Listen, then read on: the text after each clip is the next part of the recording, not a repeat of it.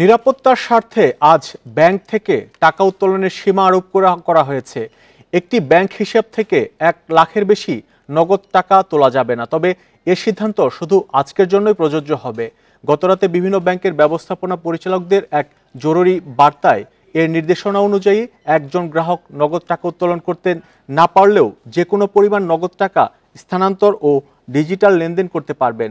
প্রিয় নম্বর সেট করে বিকাশে সেন্ড মানি করুন ফ্রি। জানা গেছে সরকার পরিবর্তনের পর নগদ টাকা উত্তোলনের চাপ কিছুটা বেড়ে যায়। বিশেষ করে আওয়ামীপন্থী রাজনীতিবিদ ও ব্যবসায়ী পরিবার থেকে নগদ টাকা তোলার চাপ তৈরি হয়।